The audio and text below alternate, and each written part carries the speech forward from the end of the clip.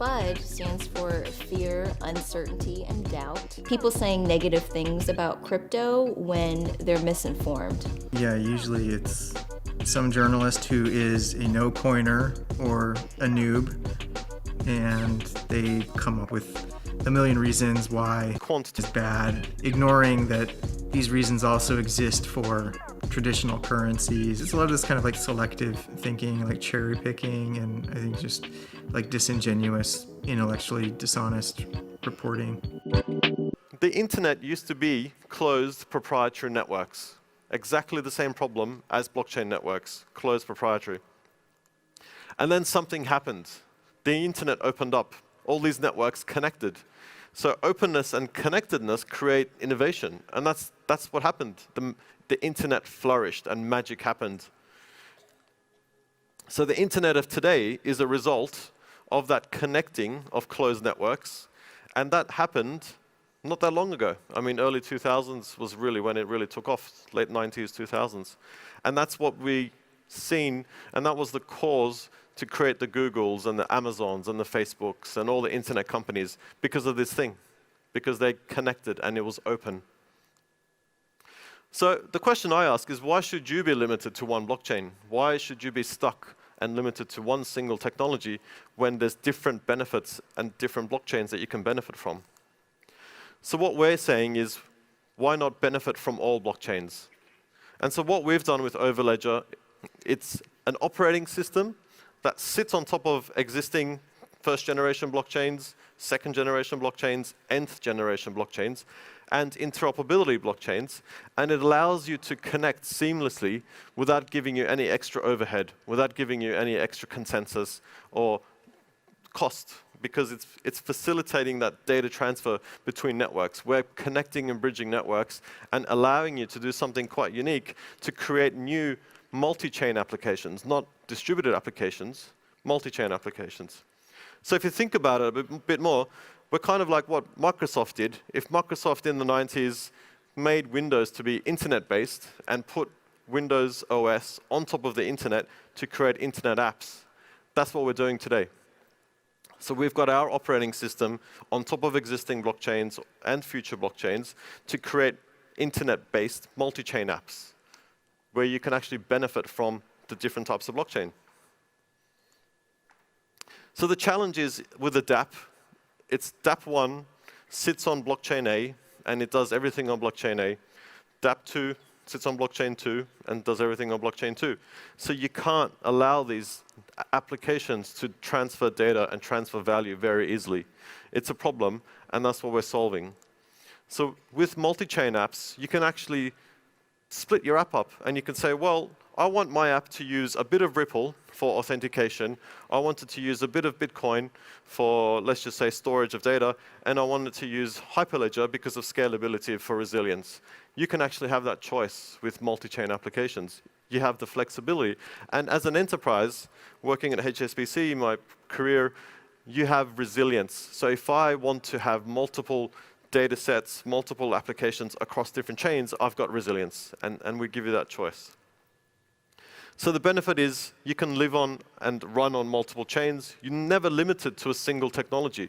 So if I have a problem with one blockchain just because of a security issue or a scalability issue, right now you're limited, you're stuck. But with having multi-chain applications, you can migrate. You're never limited to IBM. You're never limited to Ethereum.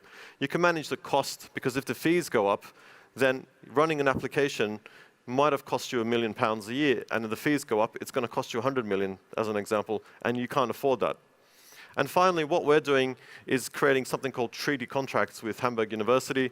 This is the multi-chain version of smart contracts. So you can execute a smart contract on one chain and move it on to another and recognize it vice versa. So again, a unique innovation. So how are we going to do this? Well, firstly, we're doing that interoperability, which I've mentioned, without an additional blockchain. We're creating an ecosystem so people can build apps. It's all open source. It's all out there, going to be on GitHub, as mentioned previously. Then we're looking to connect the internet directly to all the blockchains, because you can't do that today either. How can you send a TCP/IP connection from the internet to blockchain? It can't be done. So we want to bridge those two mega networks. And finally, what we're looking to do is to create blockchain IPs, which we're calling Quant IP, to be able to do that internet connection, to create that internet of trust. And that's the next generation internet.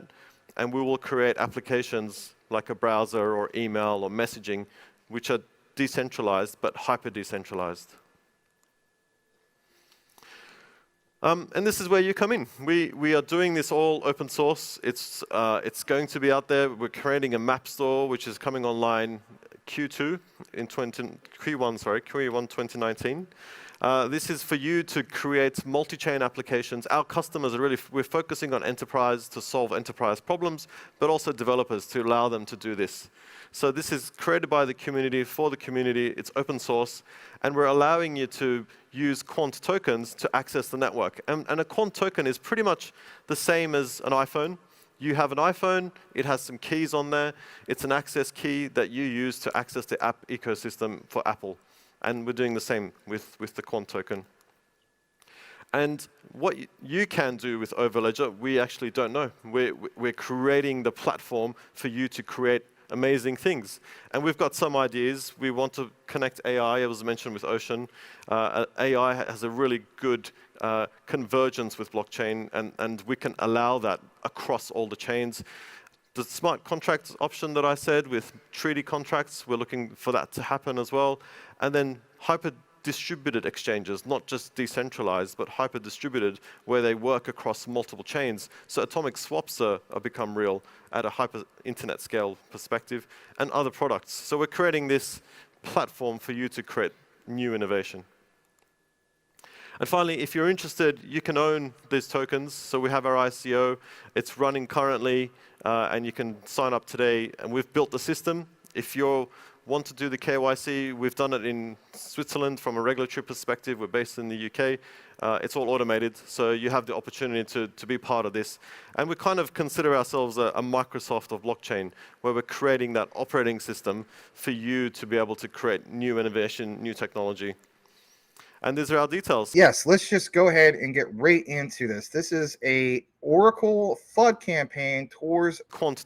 Now, some people are going to say, no, they just normally do this. I'm telling you flat out, I literally called this months ago, and I think you're going to see more of it. Let's just go ahead and show you what I'm talking about. Now, of course, I want to state this. I think Chainlink and Quant obviously are two great projects. Some people call them products, services, whatever you want to call it, right? Two key standout blue chip cryptos, if you will. All right, so here we go. And it is this guy. His name is Chainlink Chad. All right. I just want to state, I have no disrespect towards this guy. Nothing like that. Some people may feel as though, hey, you know, literally this guy's a Chainlink maxi. Hey, that's fine. So it says Sergey destroying XRP and QNT in 34 seconds. Link the God protocol, right? Some people feel as though that when it comes to Oracle's Chainlink is literally the king of that, right? And I guess you could say rightfully so, okay? So this is 34 seconds. We're going to go ahead and play this, and of course, we'll get more into it. This is what almost every other, pretty much every other enterprise blockchain solution does, is it tries to say it does something else or it does interoperability or something, but what it's actually doing is it's injecting a blockchain in between two banks and trying to become the settlement infrastructure, which once again, banks have no interest in and won't be doing. Much more than that, CSDs, messaging systems like Swift, and various other key market players don't want another settlement system. They want to simply connect to their counterparty and transact. What? All right. Let's just, hold on. Let's fast forward to this part real quick. Hold on. Else or does interoperability or something. But what it's actually doing is it's injecting a blockchain in between two banks and trying to become the settlement infrastructure, which once again, banks have no interest in. Banks have no interest in. Let that resonate in your head for just a brief moment. He literally says banks have no interest in. All right, you know where I'm going to go with this. Let's reference the, Mr. Augustine of the Bank of International Settlements, the central bank of central banks. So shout out to constructiontrader.eth. And if anything, it's kind of funny how the BIS and even the Bank of England obviously selected Quant network, right? So why? Why did they do that? All right. We'll of course play this video here in a second. And we've done more than enough deep dives when it comes to Quant, right, to understand the bigger picture that banks are indeed using what he says that, they're not going to want to do that. They are doing it. It's been confirmed. So for one, unified programmable ledger is the key thing that we should be talking about here. We have a very solid foundation. The idea is to use that foundation, incorporate new technology, for example, over ledger, to facilitate the development of what? The future financial system, right? At the end of the day, my thing is this. What about tokenized assets? Let's get more into that in a second, but let's play this. This is straight from Mr. Augustin of the Bank of International Settlements. A little under 4 minutes. Smash that like for some QNT and even smash it for some Chainlink. Don't mean no disrespect to the Chainlink community. Just don't like seeing the tribalism. We don't like it in meme tokens, but really blue chips, I guess it's the thing. Let's go ahead and do that and play this for you right now. Vision of the future monetary system, unified programmable ledger. Give us a sense of why and what the vision hopes to achieve eventually. What we want is to lay the ground, the infrastructure for a modern financial system. Now, the technology is moving very fast. We have a very solid foundation. So the idea is basically to use that solid foundation, incorporate the new technologies, and facilitate the development of a future financial system. What gaps in particular are you trying to fill? Well, one, of course, is that financial system, as efficient as it is today, is still full of transaction costs, compliance costs too.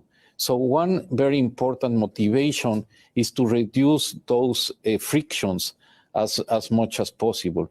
The other thing is to onboard more people more easy. For example, one of the main issues related to lack of sufficient inclusion is that precisely transaction costs are very, very high. Therefore, to manage small payments or to give access to small firms, so small, medium-sized enterprises or services to people in remote areas is still a major problem. What are the priorities for the BIS in 2023 is to focus on stable coins, on CBDCs as well? I'm just wondering, in terms of regulation, what additional regulation do you foresee that's needed? Well, in terms of, yes, cryptocurrencies need to be regulated. It is obvious now that it is necessary. Certainly aspects of consumer investment protection is very important. And well, of course, also focusing on the exchanges. The exchanges are key. How some of these activities interact with the traditional financial system. Some should be valid, some should be tolerated, and those are the ones we should regulate. What do you think is impacting the views of central bankers the most right now when it comes to the crypto ecosystem? I mean, how much of it has to do with the FTX incident, for instance? Well, a few years ago, crypto assets and cryptocurrencies were in a way put as an alternative to fiat money. I think that battle has been won. Technology doesn't make for trusted money. The most important aspect is for these activities not to have a systemic impact. I mean, at the end of the day, if this grows dramatically and we have events like FTX, that at some point could have a systemic impact. And that's something that we want certainly to prevent. India, which is hosting the G20, is pushing for greater regulation on cryptocurrencies. What conversations are you expecting at the G20, and where are they in those conversations? I would say the most important body of the G20 that has to do with financial activities is the Financial Stability Board. The Financial Stability Board, where ministers of finance, regulators, central banks get together, and they decide, I would say, the main rules of the game, I would say, for the international financial system. I anticipate a strong statement in favor of regulation. It will be up to each country to decide which particular approach they will follow in terms of the alternatives that there are out. Right. The central banks decide those rules and so on, right? And then based off of that, they choose which networks to go with. When you see an example of literally one of these head honchos, right? Augustine talking about all this, think about what he mentioned and also think about what was chosen. Quant was the chosen one, and it still is the chosen one. Now, getting into, excuse me, a little bit more of what we have, I want to share a little bit more. And basically speaking, it is this right here. And this is a must-watch video. So we're going to get into that. Let's come out or come back into the frame. I want to talk about this for a brief bit before we get more into it, because we were talking about the BIS. So CBDCs are being tested and created worldwide by just that, the Bank of International Settlements, using different chains, right? Different chains. And some people say, well, okay, well, you can't include Chainlink, right? Nothing wrong with that. But the notion that they are just the one and ones like Quant and so on aren't, I don't think that's the case. All of these will need connecting. Yeah, connectors. I always, I've been told, I use this example a lot for a lot of my explanations and deep dives. Who is your plug? Who is your connect? Quant is your plug and connect. QNT is the intermediary to the Bank of International Settlements. I know it sounds crazy to say, were you aware of that? But some people aren't. Let's go ahead and play this. This is 4.5 minutes. After that, we'll start wrapping things up here in a little bit. But want to know something? They are the one, in my opinion. Scarcity, far less supply compared to, BTC. If you've done the research with us for, God, Quant, are you kidding me? I mean, I don't know. We've been talking about it since summer of 2022 and done real true deep dives back to, I want to say October, at least, maybe September of 2022. So we've been doing it for a while. We will consistently cover Quant here at MaximusCrypto, obviously, and glad to do so. Think about everything that was mentioned on this outline and have it come to this point for you. Let this be a key takeaway. Let it speak for itself. Smash that like. Here we go. Central bank money forms the core of our global monetary system, offering a foundation of safety, neutrality, accessibility, and integrity. As economies become increasingly digital, central banks are considering the possibilities and challenges of a retail central bank digital currency, or CBDC. But designing a well-functioning retail CBDC system is not a simple task.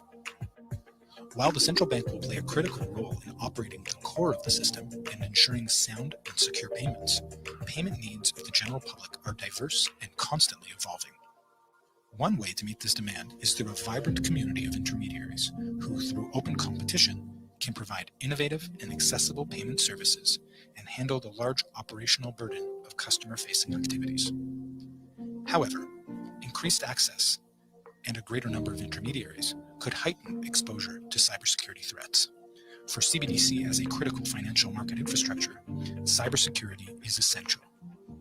With all this in mind, Project Sella tests the feasibility of an accessible and cyber-secure CBDC ecosystem through a hands-on building of a proof of concept that is conducted through the lens of policy, legal, cybersecurity, and technology. The ecosystem is designed to maximize access to CBDC for users and payment service providers, while also minimizing the associated cybersecurity risk through preventative architecture design. The project also aims to preserve the desirable attributes of cash and capture the benefits of digitalization. Sella is a joint experiment between the BIS Innovation Hub Hong Kong Center, the Bank of Israel, and the Hong Kong Monetary Authority. It is also supported by private sector partners FIS, M10, Clifford Chance, and Checkpoint Software Technologies. The main participants in the Sella architecture include a central bank that operates the CBDC platform and RTGS system, funding institutions that manage customer deposits and ATMs, a new type of intermediary called an access enabler that provides CBDC services in all other customer-facing operations, and end users, any entity with retail payment needs. Access enablers play a critical role in increasing access to CBDC services, developing innovative CBDC payment solutions, and intermediating between the central bank and end customers. A defining attribute of these enablers is that they never hold customer funds. This distinguishes them from intermediaries commonly seen in today's systems, where intermediaries need to hold liquidity or client funds on their balance sheet. Consider, for example, an end user named Alice paying with a credit card to a merchant. The funds go from Alice's bank account to her card issuing bank, to the merchant's acquiring bank, and finally to the merchant's bank account. The value transfer isn't instant, and intermediaries need to take possession of the funds or hold liquidity against their commitments along the payment chain. This imposes costs that are often passed to the end user. In Sella's architecture, messages move between participants, but CBDC ownership moves instantly and directly between Alice and the merchant, settled on the CBDC ledger. Since access enablers don't hold customer funds, this may lower the barrier of entry for providing CBDC services, leading to a more vibrant and competitive payments ecosystem. At the same time, this increased access should not come at the cost of greater cybersecurity risks. Sella's architecture attempts to minimize cybersecurity risk by preventative design, paying special focus on careful storage and transmission of user data, authentication and authorization methods that create strong and flexible communication channels, and a risk-oriented redistribution of programmability. Project Sella demonstrates that an accessible CBDC ecosystem does not necessarily come at the cost of greater cybersecurity risk. Access to CBDC can be supported by a novel type of intermediary called an access enabler that, through lower barriers of entry, can increase the competition and innovation in payment services. Sella's findings show promise that with careful preventative architecture design, cybersecurity risks can be mitigated. All right. At one point of that video, okay, maybe I just go back to it real quick. There was a brochure that was highlighted, okay, and I'm going to take you to that in a second. Yep, there it is. Let me just present this again. Sorry about that. I'm just going to keep it frozen on the screen. What did we talk about? Let's see here. 6 days ago, or a week ago. M10. What did we also talk about? We talked about Clifford Chance. We talked about some of these other things you see here, FIS. So if you're wondering, do I have anything to back this up, or did you simply just, miss the video? It's okay, because you can go back, and this is why we have saved research. It is this video in regards to where it says trillions, right? Yes. You can go back to that, where we outline the whole thing of M10. Why is M10 such a game changer? Because it's full scalability. Cool Cat Crypto always talks about scalability. Oh, I got an LXDC. Scalability. That's okay. All right. So we're talking about QNT. M10 literally allows for 1 million plus TPS. It's absolutely crazy. Talk about tokenized assets. Some people talk about tokenized bonds. The key thing is M10 tying this all. We did tie it all in together in regards to Quant network. We even tied in Amazon. We tied in BlackRock. All this stuff. Again, go back to it. And it's not just speculation. There's actual real solid evidence in there when we talk about Quant's overledger, because we tied it in. We show you some of the key partnerships that people weren't aware of and so on. The thumbnail, it says trillions, says QNT will be worth trillions, or be worth more than BTC at some particular point. Again, if you weren't caught up on that, if you hold QNT, give yourself a broader sense of understanding when it comes to the token you hold. Why wouldn't you want to know more about what you hold and why you hold it? If I'm invested into some of this stuff, I want to know more about some of the key things that maybe that I wasn't aware of. Don't let somebody, especially from a Chainlink FUD campaign, destroy your future possibility of getting that generational wealth. If anything, hold both. Both are great. I'm not going to go after Chainlink, right? So I thought I'd point that out.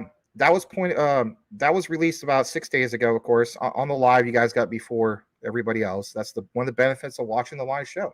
You get it first, then gets chopped up, gets recorded, and it's nice because, you know, it gets rid of comments and stuff. Not that there's anything against comments, but, you know, some people just prefer a certain way of, you know, getting the material. Hey, and that's fine.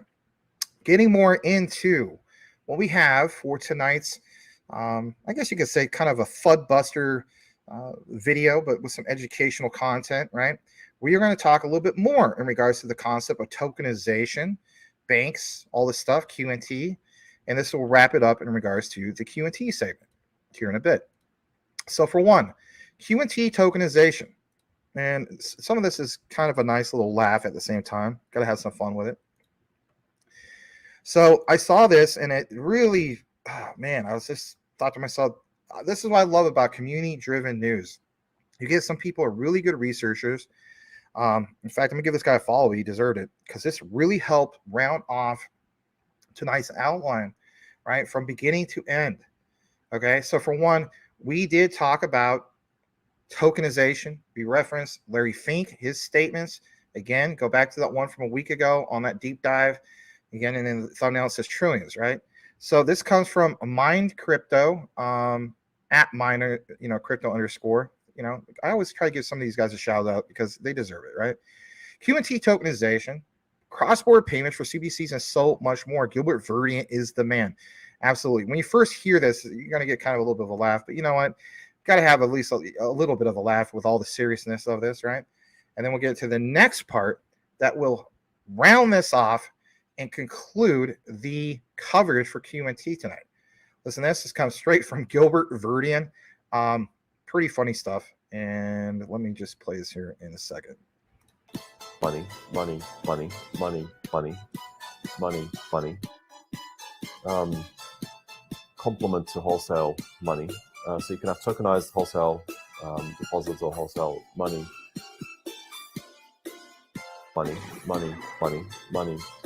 And that can be used as a way to issue the retail stablecoin, which is a commercial stablecoin. This is all regulated as e-money or any form of money should be.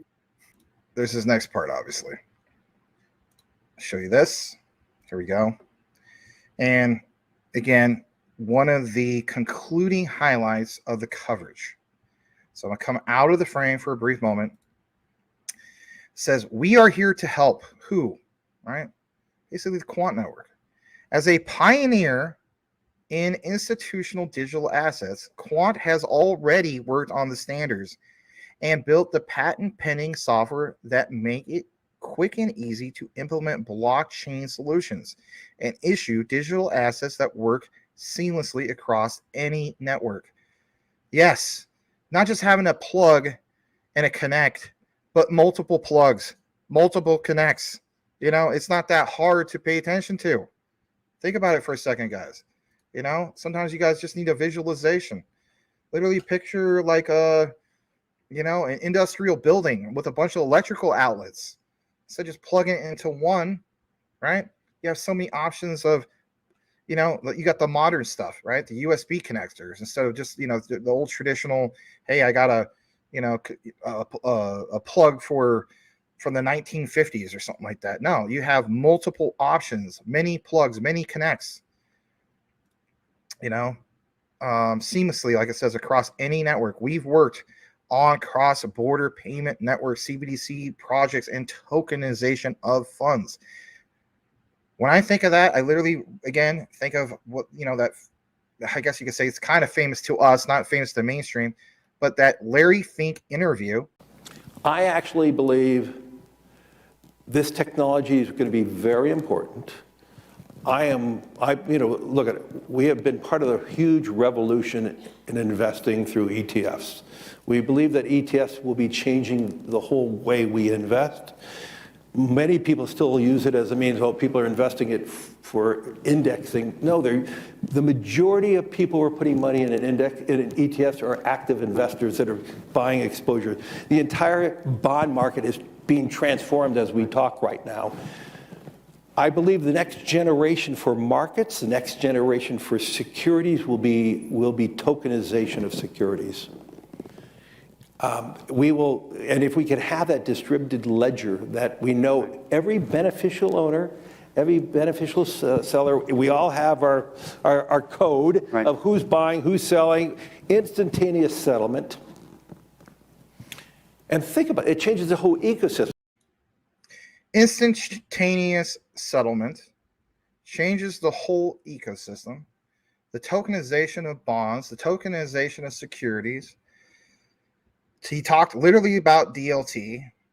So in conclusion, if you hold QNT, or you're on the fence of holding QNT, or let's say you have Chainlink, but you don't know about going into QNT, or this has created fear in regards to your QNT, and you're like, oh, maybe I should get out. What would you rather do? Follow where the real money is from somebody from like Larry Fink, right? Of BlackRock, the world's largest asset custodian. I know in the interview officially he says that they're not. Think about it, guys. From a tax perspective, they're not going to publicly admit that, but we have followed the money.